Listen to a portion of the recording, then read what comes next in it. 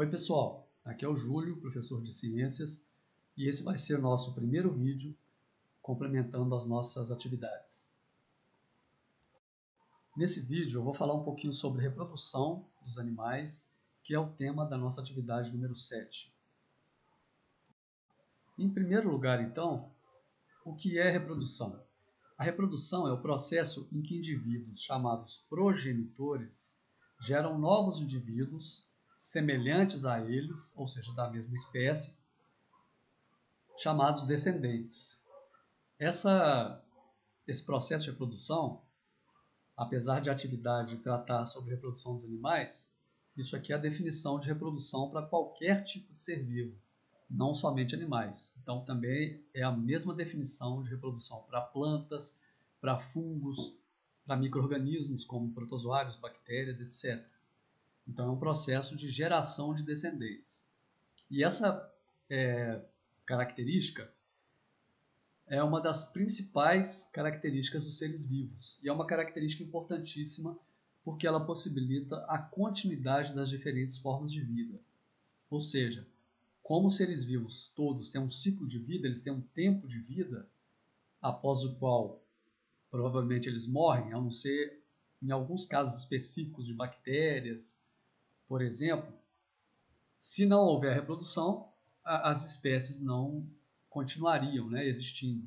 Então, a reprodução ela possibilita a própria continuidade da existência de vida no nosso planeta.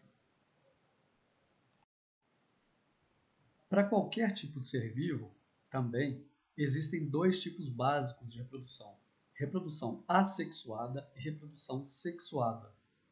A reprodução assexuada envolve apenas um progenitor a partir do qual são formados novos indivíduos praticamente idênticos a ele.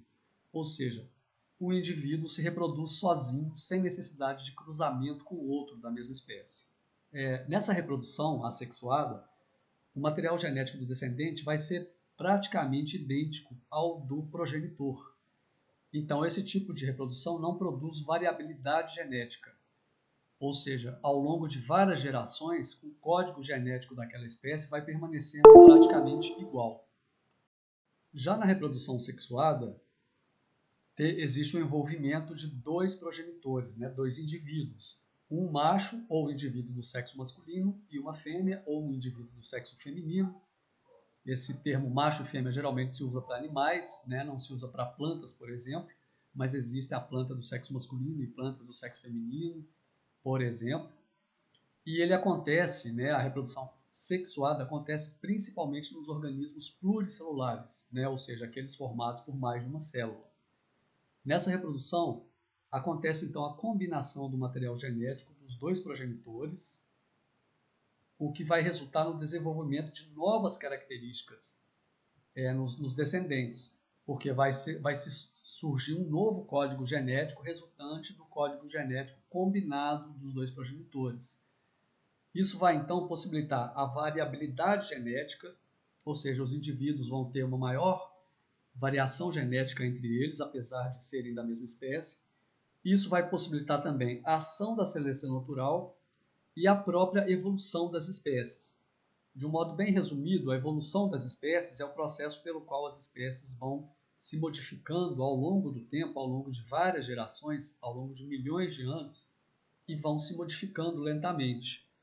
Essa é a definição básica, bastante resumida, do que é o processo de evolução das espécies.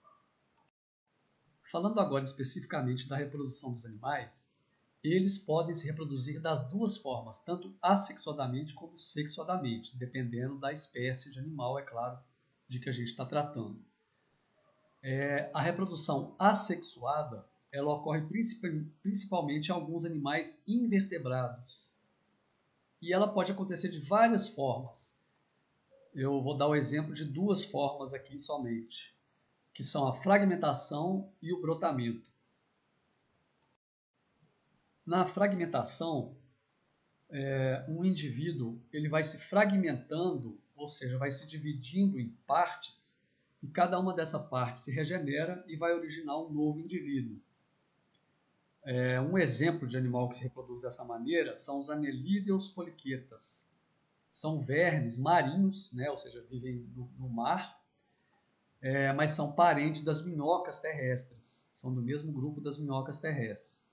Então esses animais eles vão fragmentando o corpo, né, nesse desenho aqui fica bem claro, eles vão criando fragmentos aqui na parte final do corpo deles, e cada fragmento desse vai se destacar após algum tempo e vai virar um novo indivíduo completo, perfeito e tal, mas com um código genético e as características praticamente idênticas ao do progenitor.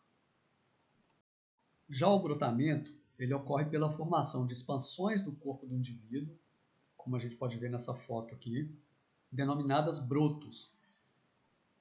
Em alguns casos, esses brotos podem se destacar e vai gerar um novo indivíduo completo. Em outros casos, dependendo do tipo de animal, da espécie, esses brotos vão permanecer unidos ao corpo do progenitor e vai se formar uma colônia. Então, hidras e esponjas são exemplos de animais que se reproduzem por brotamento. As hidras são animais invertebrados aquáticos de água doce, ou seja, existem em lagoas e rios. Praticamente qualquer lagoa ou rio que a gente pesquisar, existe esse animalzinho lá, só que ele é muito desconhecido porque ele é muito pequeno, praticamente transparente, então a gente não é fácil da gente ver ele facilmente, só com o auxílio de um microscópio. E elas se reproduzem por brotamento.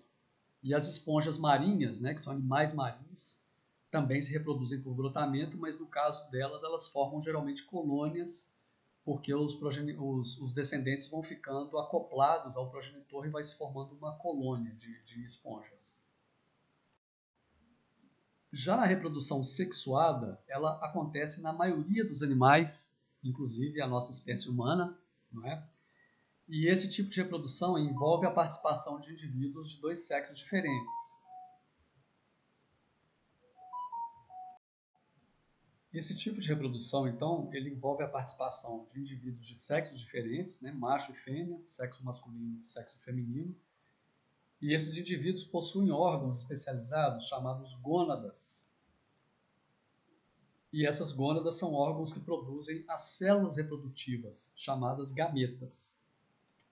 Nos indivíduos machos, geralmente as gônadas são denominadas testículos e elas formam os gametas masculinos, que são chamados espermatozoides, que são gametas geralmente pequenos e móveis.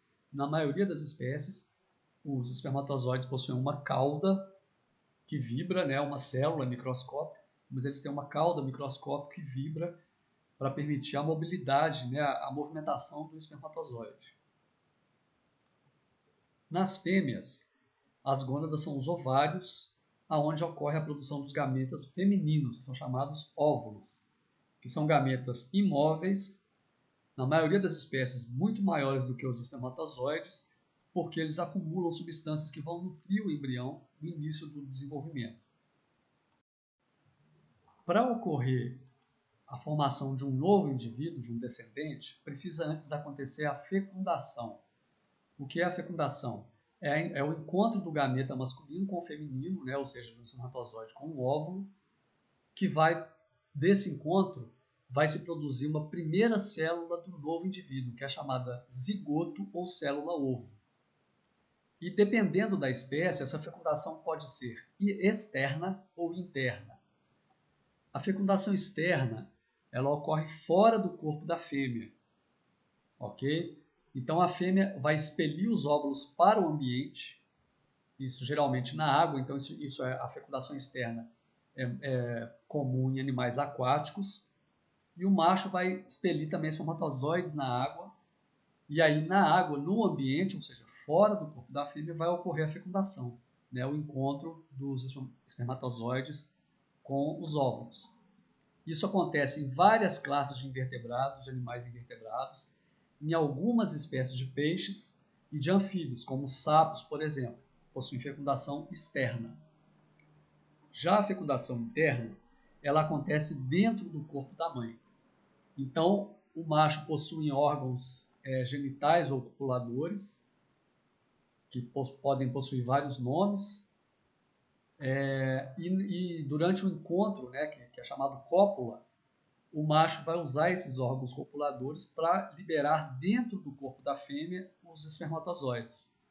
E aí a fecundação vai acontecer dentro do corpo da fêmea. Esse tipo de fecundação acontece em algumas classes de invertebrados também, como insetos, por exemplo, são de fecundação interna. Outras espécies de peixes, como os tubarões, por exemplo, e anfíbios, como a salamandra. Acontece também em répteis, nas aves e nos mamíferos, incluindo na espécie humana, na nossa espécie. Bom, pessoal, então é isso. Leiam com bastante atenção o texto e, havendo dúvidas, eu estou lá no grupo do WhatsApp para solucionar as dúvidas para vocês realizarem a atividade. Então, um abraço e até o próximo vídeo.